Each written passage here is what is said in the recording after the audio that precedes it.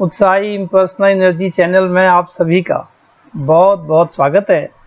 आज की वीडियो में हम यह समझने का प्रयास कर रहे हैं कि गुरसिक के जीवन में गुरसिकी कब आती है और ये गुरसिकी कैसे आगे बढ़ती है, जिससे कि गुरसिक इस परिपूर्ण परमात्मा के एहसास में इसको प्रत्यक्ष अनुभूत करके अर्थात प्रत्यक्ष देखकर अपने जीवन को उसी मार्ग पर जिस प्रकार ये प्रभु परमात्मा है उस जैसा बनने के लिए कैसे इस बात को अपने जीवन में लागू कर सकता है, कैसे उसके जीवन में ये बातें आती हैं। अर्थात गुरसिकी क्या ज्ञान प्राप्ति के बाद ही आती है या अगर परमात्मा का एहसास नहीं हुआ है तब भी ये गुरसिकी आ सकती है, इस बात को समझने का प्रयास कर रहे हैं। वीडियो को अंत तक देखकर अपने अमूल्य सुझाव, आपके मन में जो विचार आ रहे हैं, जो भी प्रश्न आते हैं वीडियो से संबंधित या इस परिपूर्ण परमात्मा से संबंधित, उसको लिखने में ज़रा सा भी संकोच मत कीजिएगा।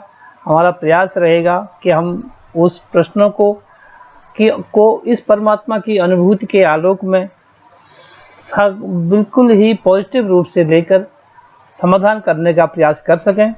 आध्यात्मिक विषयों पर वीडियो देखने के लिए अगर इस चैनल को सब्सक्राइब नहीं किया है तो सब्सक्राइब कर लीजिएगा। प्रभु का एहसास करते रहना ही इस परिपूर्ण परमात्मा अर्थात निराकार परमात्मा, जिसको निरंकार भी कहते हैं, निरंकार का ज्ञान होना है।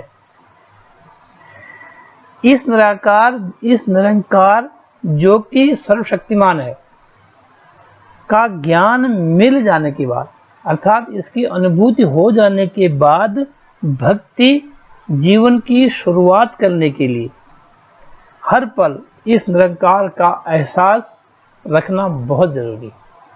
अगर इसका हमेशा एहसास कण कण में, श्वास श्वास में ये परमात्मा का एहसास रहेगा तो जीवन में भक्ति शुरू हो जाएगी। ज्ञान प्राप्ति के बाद यह पक्का विश्वास हो जाता है कि निरंकार और सद्गुरु में कोई भेद नहीं है। निराकार का ही साकार रूप सद्गुरु होता है।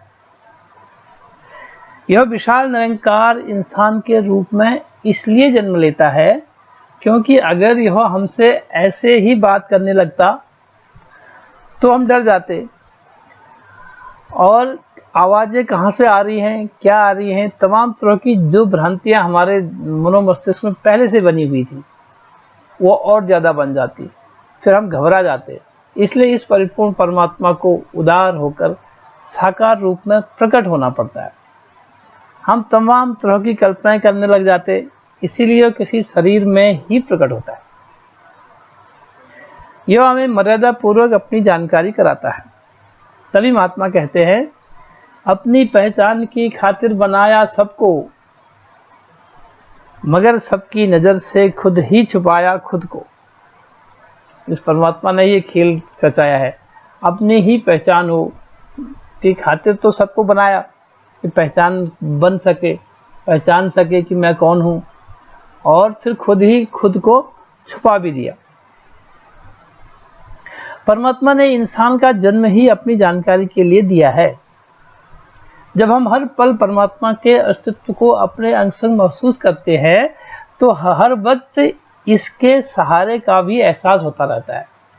हर वक्त महसूस करेंगे तो हमें लगेगा कि ये हमारे साथ चल रहा है, मैं इसके साथ चल रहा हूँ, ये मेरे आगे है, पीछे है, ऊपर है, नीचे है।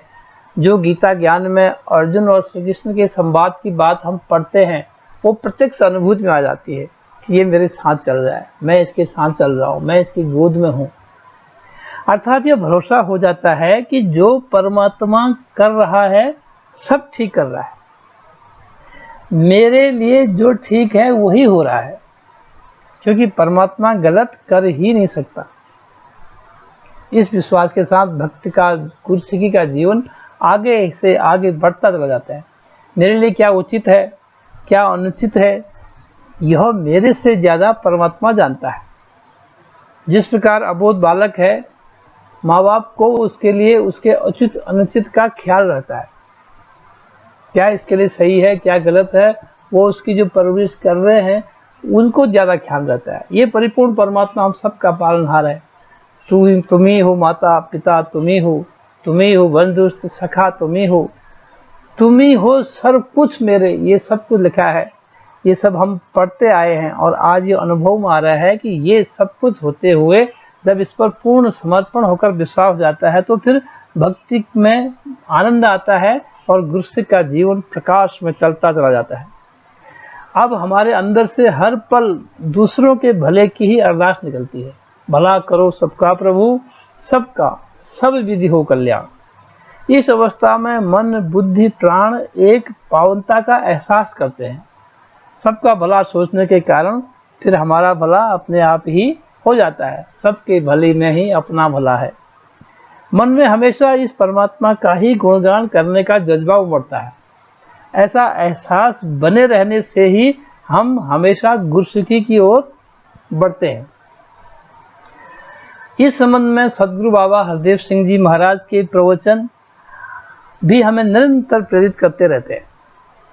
बाबा जी ने अपने प्रवचनों में फरमाया, ये जो 5 विकार हैं, काम, क्रोध, लोभ, मोह और अहंकार, ये हमारे बहुत ही करीब खड़े होते हैं। जैसे ही हम संसार के प्रभाव के कारण इस निरंकार प्रभु को भूलते हैं, ये 5 विकार हम पर हावी हो जाते हैं। प्रभु निरंकार का एहसास गया तो माया का प्रकोप अपने आप ही होने लग गया। इसलिए दातार से हर पल इसके एहसास में बने रहने की कामना करें और इसको अंग संग जानकर भक्ति करते जाए। वीडियो देखने के लिए आप सभी का बहुत बहुत धन्यवाद। यदि वीडियो अच्छा लगा है तो लाइक, शेयर और दिल से सब्सक्राइब कीजिएगा। I love you all.